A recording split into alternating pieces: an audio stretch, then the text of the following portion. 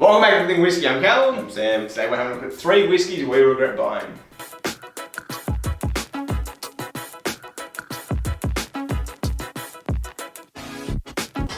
Alrighty, so number 1, unfortunately, and a lot of people disagree with us, and we don't want to do it because we love Ardbeg as a distillery, but it is the Ardbeg drum. Now we do want to preface this entire video with, obviously this is subjective. Every single thing we pull out might be your favorite, and we're very sorry. Yeah. We're not trying to, can what you like. It's just what we were a little bit disappointed with because of a few things. There's obviously taste to price is the main kind of thing. Keep in mind we're in Australia as well. And we're in Australia, so the prices, we'll let you know the Australian prices. But so the delta between that is kind of the main thing we're focusing on. Yeah. Things we were hyped for, which again comes from why it really shows because we love this distillery, and that is probably why we were set up for disappointment a bit because we had higher hopes. The Ardbeg drum is a committee release, non-age statement, and it's kind of meant to be more of like a funky tropical vibe with notes of banana and but with brine and holy crap. Continuing on, what the hell was that? Drag race. And bits of like tropical, kind of like pineapple and stuff like that. This was where we got it at Dan Murphy's. It was like $190, $180. Yeah, for the price, you don't really get. It was our first ever Ardbeg committee release that we had bought, and it was exciting because we love Ardbeg, and they're meant to be more special, a bit more unique. But when you're used to drinking the 10, the Wee Beastie. Well, see, I think that this is more enjoyable than the Wee Beastie, but the Wee Beastie is like $70. This is $180. I just don't appreciate the tropical. I mean, well, I don't like it. I don't know how to word it. I appreciate them, but I don't like them. This one is a weird one because like you got to think about like how we're going to title this. We're saying things we were disappointed in, then we regret buying. Regret buying is a bit of a stretch because like I'm glad we tasted it, but price wise, I regret paying this much, and taste wise, I'd rather go to a whiskey bar. I was disappointed because it's just this is a good whiskey, like it's okay, but we were just a bit more excited, had a bit higher hopes, and the price doesn't for us. And from what we've seen, a fair few other people, this particular, I think there's been another drum release a while back that may have been, or may or not have been better, but this one has disappointed a few people. So $180 for this one. It was proof-wise 46%. Limited edition, all that. Like, I'm glad we have it, but also kind of $180. Not the most amazing one. It really is not particularly special. You do get a little bit of that weird banana-iness. You get it a little bit on the nose. I just went straight to the palate because that's where I get it most. It's like one of those sugar bananas with peat. That's basically very what much I tastes like a Wee Beastie to me, to be honest. But with more fruit, like banana. Yeah, but again, it's so. I think this was the thing that really like got me, is that I felt I was almost talking myself into getting those tropical notes because they were so subtle. They were not like. You reckon they're subtle? I reckon they're subtle. Like, they're not big, bright banana notes. I reckon the first time you ever gave this to me, I was like, yuck, banana in an Ardbeg, and it kind of freaked me out. Right now, like I'm tasting Ardbeg Wee Beastie-ish, kind of maybe a bit not as bright, a bit more fruity, but like I'm not getting like obvious tropical notes really. I'm just getting a lot of fruit with peat. That's all I get. I'm just getting really multi-peat. The normal Ardbegs, they have depth, like sea brine, peat. They have all those. The nose is better than the palate. The nose is way more developed and smooth. The palate is kind of like unnecessarily spiky without a lot of depth. Anyway, it's an okay whiskey. $180. I don't think it's worth it. If you get a chance to taste it, I definitely do recommend tasting it. For us though, it just wasn't something that we bought and we're like, damn, we're glad we bought this. It was one we're like, expected a bit more than this. It's nice to have though. We've got to admit, it's good to have on the shelf. But it's still a okay whiskey. Wouldn't buy it again. And we definitely won't buy it again, but we definitely will be buying many more Ardbegs. Alright, so the second one kind of pains me to say, I'm not gonna lie. I'm just gonna grab any of them because we don't like any of them.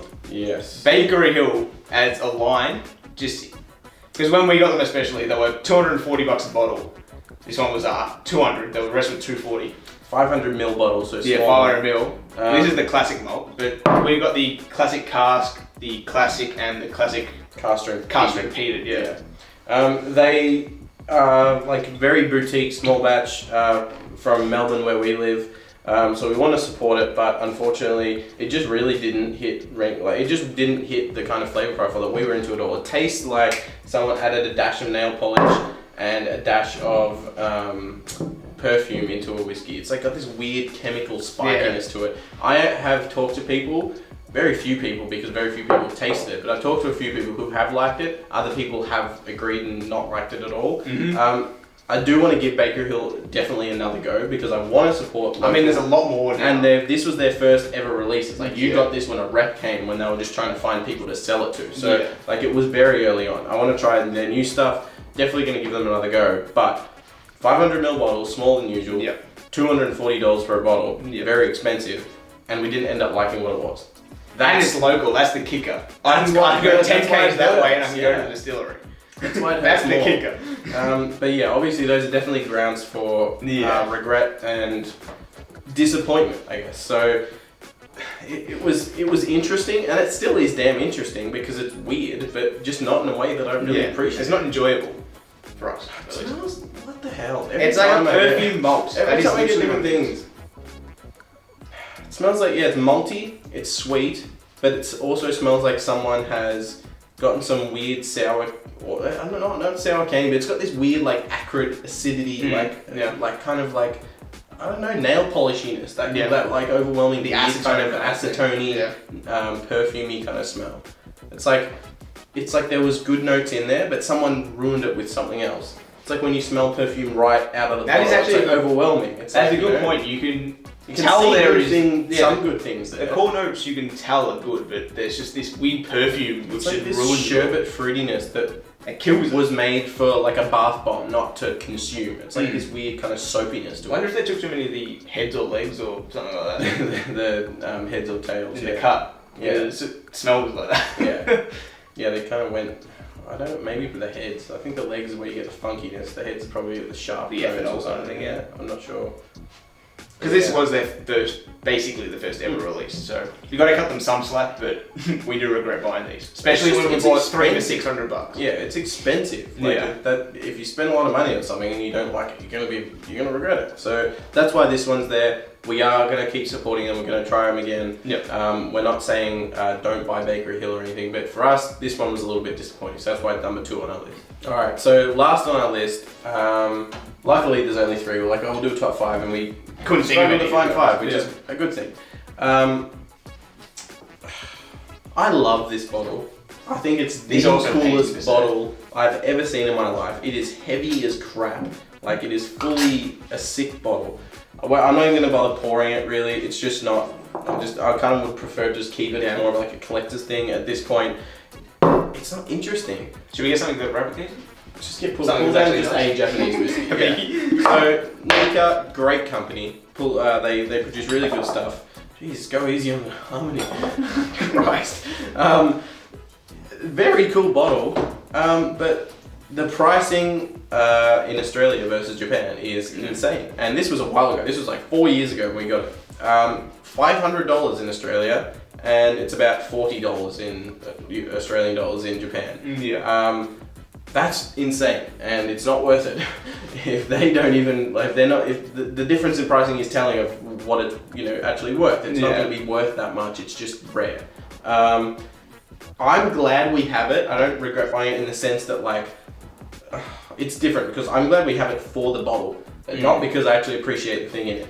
It's fine, but by God, is it just meh. The whiskey itself is just pretty poor. It's very overrated. The pricing for that is just not worth it. It's in the realm of a $40 to $60 blended whiskey. If you're in Japan, try it, buy it. Even bring it over. It's an absolutely sick as hell bottle that will raise and has raised many questions. People. It's a conversation. That's why it's because it's sick and it is expensive, so it's worth that spot, but worth the price. Exactly. Would I buy it again, knowing what we know now? No. If we were a bit more, if we had a bit more money and I was buying stuff just for the sake of a bottle, then sure, and I just never have opened it, just kind of like, like the Jim Beam stuff, I just collect this stuff, then sure, go for it. But No, not when we're talking about literally just reviewing of the whiskey itself and putting the worth to not the bottle or the status, but just to the actual flavour. Yeah. No, it's not worth it. And that was probably, for both of us, the main one, the main kicker, the main kind of like one we regretted buying the most. But yeah, if you enjoyed this video, I would love for you to let us know your opinion on this exact lineup, what your experiences with them, if you've tried them. Let us know your Top three. well. If you had some ones that you were like, holy crap, I thought this was going to be way better and I wish I never bought it, let us know. We might even buy them ourselves just to see and see if we share that regret, just for the sake of things being interesting. If you like this video, leave us a like and see future episodes from us. Maybe consider hitting that subscribe button. If you do, see you next one. Cheers.